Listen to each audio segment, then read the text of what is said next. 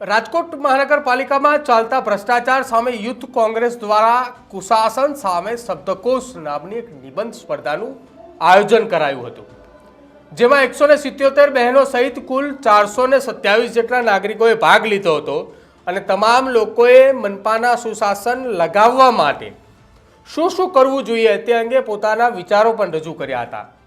લોકોએ ખાલે ગયેલું સરકારી શિક્ષણ, ભ્રષ્ટાચાર, ગંદકી, આરોગ્યની સુવિધાઓ મુદ્દે પોતાના વિચારો રજૂ કર્યા હતા અને નિબંધ સ્પર્ધાની અંદર પ્રથમ નંબરે આવેલા સ્પર્ધકો અને અન્ય 4 સ્પર્ધકોને કોંગ્રેસ દ્વારા રોકડ ઇનામ આપીને નવાજવામાં પણ આવ્યા હતા।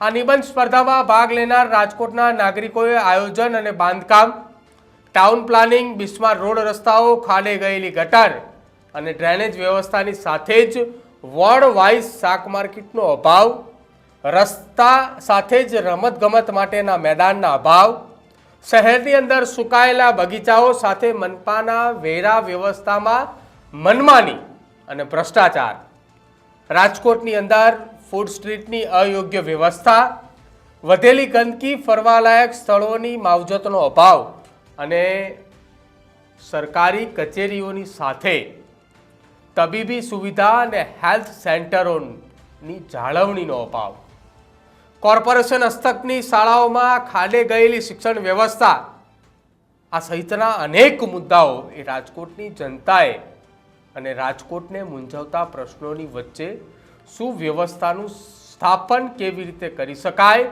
તે અંગે પોતાના વિચારો વ્યક્ત કર્યા હતા, જેને કોંગ્રેસ દ્વારા આગામી સમયની અંદર આ તમામ વિચારોને લઈને રાજકોટ મ્યુનિસિપલ કમિશનર સમક્ષ મૂકવામાં પણ આવશે।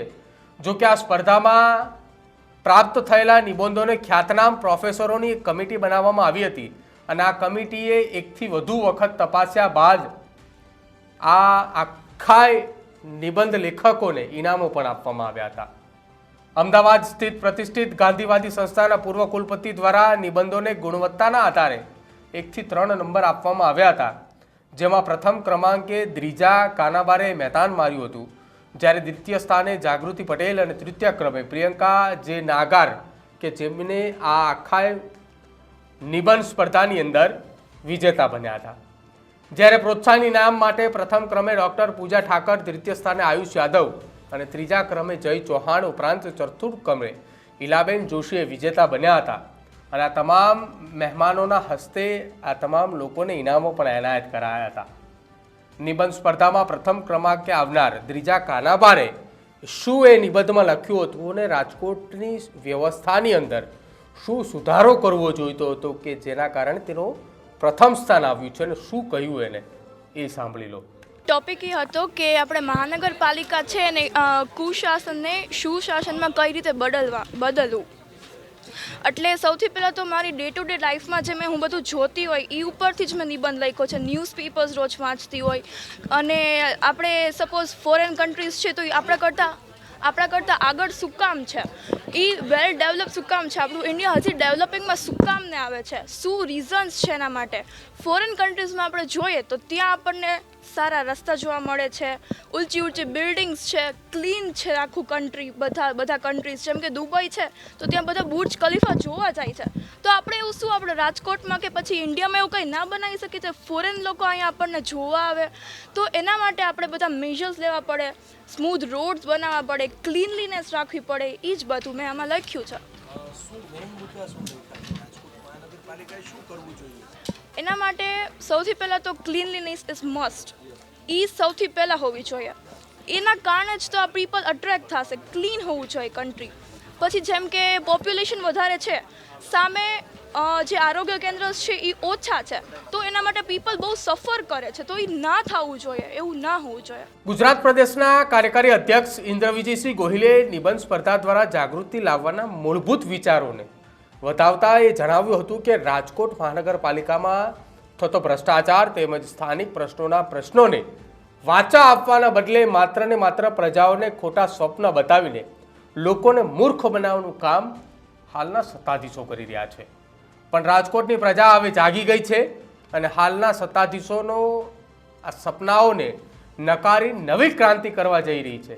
જે રાજકોટની કુશાસન સામે સુશાસનની નિબંધ સ્પર્ધા આ આખું આયોજન કરવામાં આવ્યું હતું એ દ્વારા સાબિત થઈ રહ્યું છે કે આખા રાજકોટની અંદર કેવું શાસન છે. શું કહ્યું કાર્યકારી અધ્યક્ષ ઇન્દ્ર વિજયસિંહ ગોહિલે એ પણ સાંભળો તમે. સમગ્ર ગુજરાત રાજ્યના જેટલા પણ મહાનગરો છે એમાં સુરત હોય, વડોદરા હોય, રાજકોટ હોય, મોરબી હોય, દરેકે દરેક શહેર આવે છે.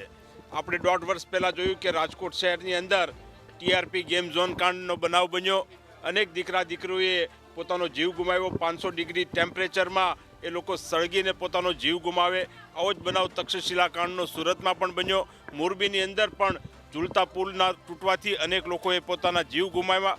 વડોદરા શહેરની અંદર પણ હરણી બોટકાંડને આપણે સૌ એનાથી વાકેફ છીએ. ત્યારે આ પ્રકારની પરિસ્થિતિઓ દિવસે ને દિવસે ઊભી થાય છે. આજુબાજુના ગામડાને શહેરની સાથે જોડ્યા પછી કયા પ્રકારના પ્રશ્નો ઉપસ્થિત થાય છે. ટાઉન પ્લાનિંગમાં આ સરકાર કઈ જગ્યાએ નિષ્ફળ નીવડી છે.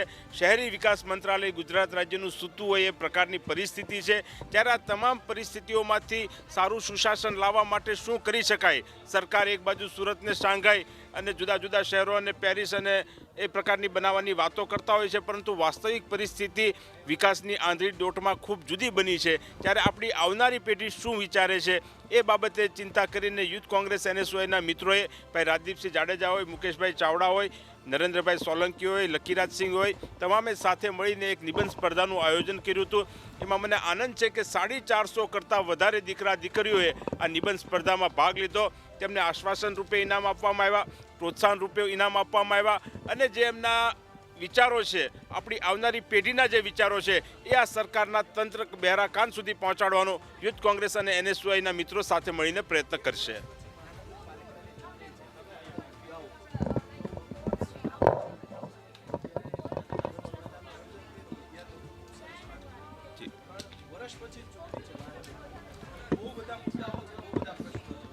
જી ચોક્કસ શહેરોની વાત કરીએ આપણે. ગુજરાત રાજ્યમાં ખૂબ દયનીય પરિસ્થિતિ બની છે. ચોમાસામાં 2-4 ઇંચ વરસાદ આવ્યો હોય તો પણ ભૂવા પડે, ગાબડા પડે, આખી મોટર ગાડી અંદર જતી રહે એ પ્રકારની પરિસ્થિતિ ઊભી થાય છે. આરોગ્યની સુવિધાઓના પ્રશ્નો છે. લોકોને સારા બાગ બગીચાઓ મળતા નથી એ પ્રકારની પરિસ્થિતિ ઊભી થઈ છે. BRTS હોય, લોકલ બસની સિસ્ટમ હોય, તમામ વસ્તુ આજે ખોરવાઈ ગઈ છે. કોઈ એકબીજાની ઉપર જવાબદારી લેવા સ્વીકાર નથી, એકબીજાની ઉપર દોષનો ટોપલો નાખે છે. અને જ્યારે કોઈ મોટી ઘટના બનતી હોય છે ત્યારે આપણે 2-4 દિવસ તેની ચર્ચા કરતી હોય છે, પરંતુ લાંબા ગાળા સુધી શું સોલ્યુશન લાવી શકાય તેની ચર્ચા કરતા નથી. રાજાશાહીના વખતમાં પણ લાંબા ગાળાની આ યોજના વિચાર કરીને પ્લાનિંગ કરવામાં આવતું હતું. ત્યારે 1 વર્ષ પછી કોર્પોરેશનની ચૂંટણી છે, ત્યારે આવનારી આપણી આ પેઢી શું વિચારે છે એમની માનસિકતા પ્રમાણે કોંગ્રેસ પક્ષ પણ આગળ વધશે અને એમના જે વિચારો છે એ વિચારોને ખૂબ મહત્વ અને પ્રાધાન્ય આપી અને લોકોની અદાલતમાં જશે. તો કોંગ્રેસની સૌરાષ્ટ્રની અંદર જે નિબંધ સ્પર્ધાનું આયોજન કરવામાં આવ્યું હતું, નિબંધ સ્પર્ધા થકી હવે રાજકોટ કોર્પોરેશનના એ ચૂંટાયેલા પ્રતિનિધિ, રાજકોટ કોર્પોરેશનના કમિશનર સહિત રાજકોટ જિલ્લા ભાજપના ધારાસભ્યો અને સાંસદ સભ્યોએ પણ વિચારવાની જરૂર છે કે રાજકોટની અંદર અત્યારે શું પરિસ્થિતિ છે, રાજકોટની જનતા શું ઈચ્છી રહી છે, રાજકોટની જનતાએ કેમ આટલા બધા સુશાસન અંગે લેખ લખવા પડ્યા, કેમ રાજકોટની જનતામાંથી કોઈ એક વ્યક્તિ એ પ્રકારનો લેખ ન લખ્યો કે રાજકોટની અંદર તમામે સાફ સુથરું છે. રાજકોટની જનતા કેમ ના કહી ઉઠી કે રાજકોટ એ સુવ્યવસ્થિત છે. કેમ રાજકોટની જનતાએ અધિકારીઓ અને ચૂંટાયેલા પ્રતિનિધિઓને એ સવાલો મોકલ્યા, એ બતાવ્યું કે રાજકોટનું સુશાસન આવું હોવું જોઈએ. શું લાગે છે તમને રાજકોટની સુવ્યવસ્થા અને સુશાસનને લઈને? ખરા અર્થની અંદર રાજકોટની જનતાએ જે મુદ્દે નિબંધો લખ્યા એ મુદ્દા અંગે ચર્ચા થવી જોઈએ કે ખરા અર્થમાં એ મુદ્દા વિચારવા જેવા છે એ પ્રજાના પ્રતિનિધિઓએ? અમારા કમેન્ટ સેક્શનની અંદર જણાવજો અને અમારી ચેનલ ન્યૂઝ રૂમને આપ આજે જ લાઇક કરજો, શેર કરજો અને સબસ્ક્રાઇબ કરવાનું ભૂલતા નહીં. નમસ્કાર.